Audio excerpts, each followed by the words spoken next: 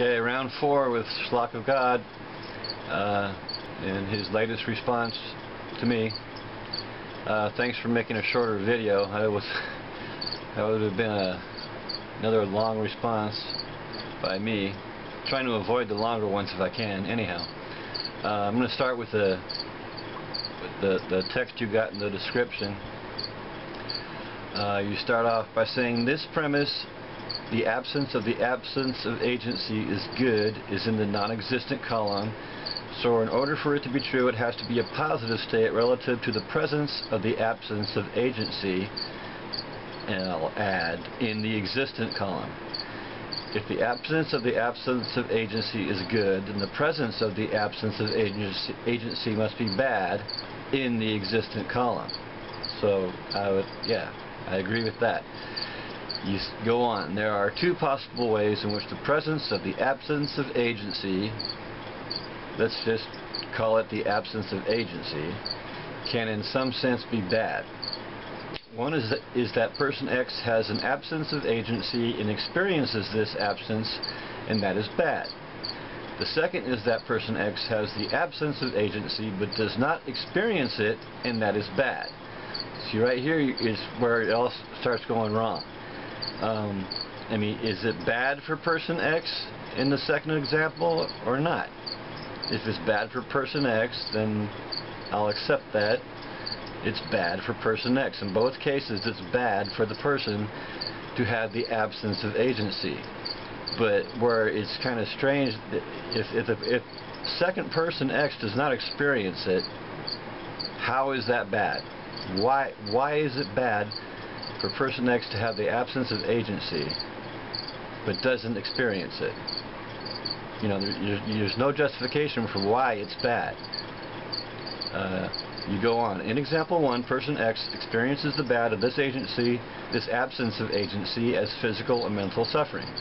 In example 2, person X does not experience any mental or physical suffering, or possibly even awareness, but the absence of agency, their agency is still bad. Again, why is it bad? If they're not even aware of it, how is it bad? But again, it's bad for either it's bad for person X or it's not bad for person X. I guess we have to say it's bad for person X in order for to make any sense. If you say it's not bad, then we're done. Anyhow, example 1 is valid in that the absence of this would be the absence of mental and or physical suffering. Therefore, the absence of the agency in this sense would be good. Okay. In example 2, the absence of agency involves no mental or physical suffering or even awareness, possibly. So the absence of the agency in this case is simply the absence of agency.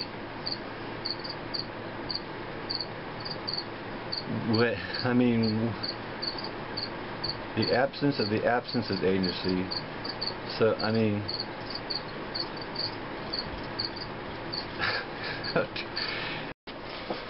okay, batteries ran out, which is probably a good thing, because yeah, you're stating something here that just can't be true. Go on. You say, therefore the premise, the absence of agency is identical to the premise, the absence of agency. Well, that just can't be. Let's just say absence of agency is A. So you're going to be you're saying, therefore the premise, the absence of A is identical to the premise A. Right? And that's just doesn't follow. You can't say that. They're two different things. Just because, I mean, absence of agency is bad. We've established that, right? So the absence of something bad, whether it involves mental or physical suffering or not, the absence of a bad is good. So then you go on. Either premise can only be referring to a state of affairs where there is an absence of the property of agency for person X. Right. The absence of agency for person X is bad for a person X. As your argument is strictly about the property of agency, it cannot include the values of physical or mental pain, so the premise cannot be referring to example 1. Why not? You can't have your cake and eat it too.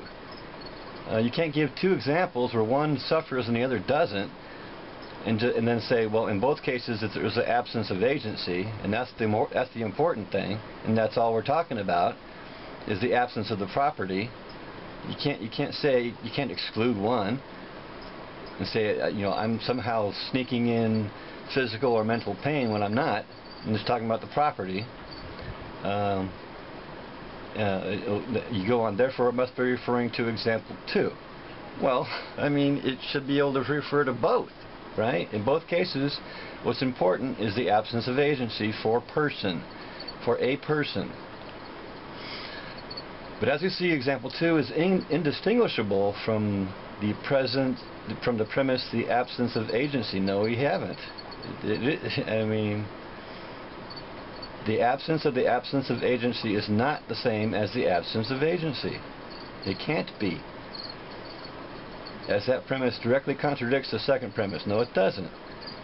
The absence of agency is not bad and the non-existent column is not valid. Well, yes, it is. I mean, either the absence of agency is bad for a person, right? And I mean, you haven't established that it's bad for a non-existent being. You just haven't done it. You've tried to sneak it in way back here in your second paragraph, where you say the second is that person X has the absence of agency but does not experience it, and that is bad. I mean, why is it bad? You basically right there you snuck your premise. It's bad whether somebody experiences it or not.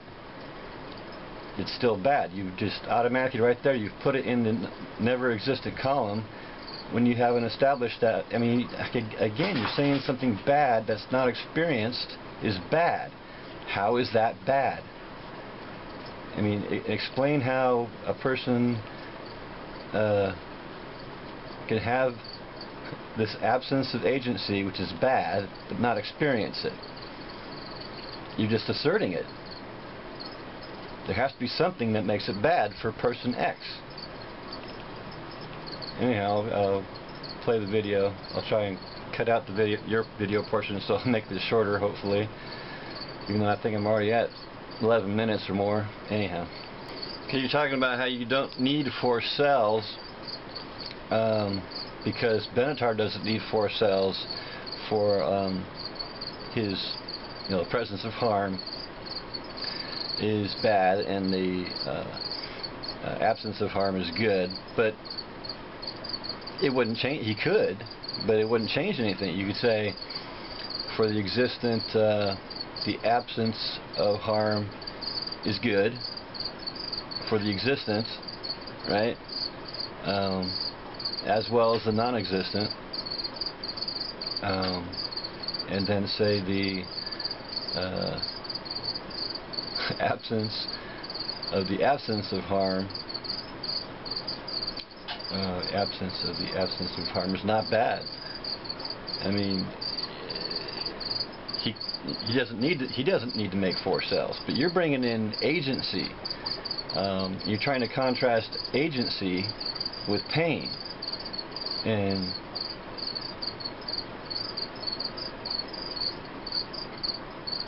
it's you got 2 bads in your table: presence of pain and the absence of agency. And basically we're left making a value judgment and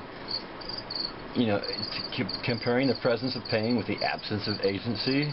It's a no-brainer. Presence of pain is worse than the absence of agency for a non-existent being, right? So I mean, yeah, with yours you have to make a value judgment. So yeah, you could make 4 cells for pain, you can make 4 cells for pleasure, but it wouldn't change the asymmetry at all. But with your agency thing, I mean, agency is completely different from pleasure and pain. And you're saying that the absence of agency for an existent being is bad. You're stating that in your argument. Whether they experience it or not, it's bad for an existent being. So you need at least one more cell in the existent column. You need the absence of agency is bad for an existent being. I got this from your argument. That's why I say you need 4 cells. You can't just throw it. You can't just throw it in with the pain, because it just doesn't work. You have the presence of agency and the absence of agency for an existent being, right? Well, yeah, you're saying you do use 4 cells. Yeah, you do, but in your argument, you have the presence of agency and the absence of agency for an existent being. What, you need to use those in your table. You presented them. I mean, Benatar's, there's pain and there's pleasure. I mean, basically, pleasure is the absence of pain. Basically, I mean, he could make 4 cells with each, but it wouldn't change anything.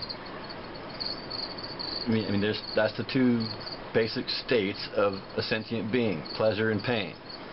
Now you're saying there's 2 different states also: the presence of agency and the absence of agency.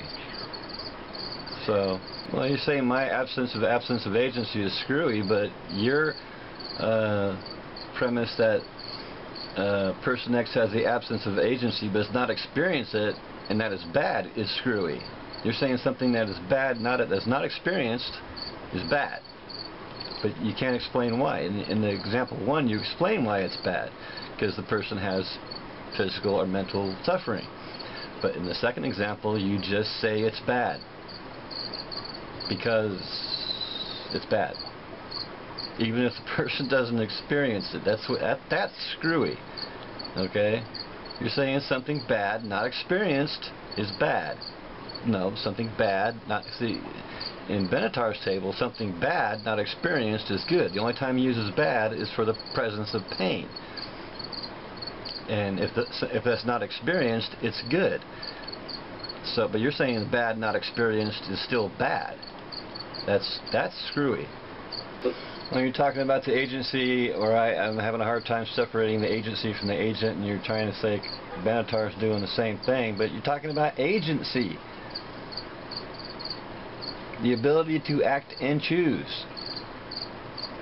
I mean, pain is just pain, suffering.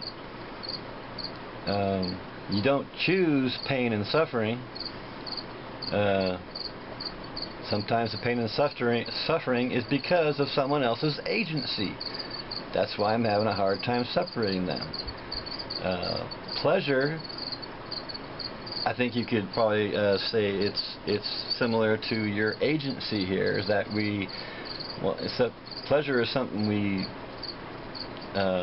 strive for. We seek pleasure. We need agency in order to have pleasure. So, yeah, I think the agency could contrast with the pleasure, but it would be the same thing. The absence of agency for a non-existent being is not bad. You have to be existent in order for the absence of agency to be bad. Yeah, I think we do have to take the action of the agent into account, because, again, in your examples, it took agency for person A to get murdered and for person A and B to get their wallet stolen. So, I mean, the property of agency leads to actions that could be good or bad. Right, it's about the person. You're saying persons are, it's bad for persons, but you never say why it's bad for it's bad even if someone doesn't experience that bad. How can that be bad if no one experiences it? You don't, I mean, you're asserting that. You're asserting that it's bad even if no one experiences it. That's silly, if you ask me. It's not just about the potential interest, it's about the actual persons, which is what you're saying as well. It's not just potential interest, it's actual persons. Actual persons can be in a good state of having agency or in a bad state of not having agency. It's about persons, and then if they don't come into existence, it's a different matter. But you're just trying to put it's bad even though no one experiences it. How can it be bad if no one experiences it? Yeah, is it a good or bad thing for persons? So again, you need 4 cells in your table. Presence of agency is good. Absence of agency is bad. 4 persons. Can you say pain has more urgency than agency, but it doesn't mean it's more valuable, or the other way around? Well, it's one or the other. Either one has more urgency or the other. You said, you never said not coming into existence is a harm, but you are. You're saying that it's bad for the non-existent to have the absence of agency. I mean, what else? If it's a bad thing, right? I mean, you're making it sound like your symmetry just is useless then.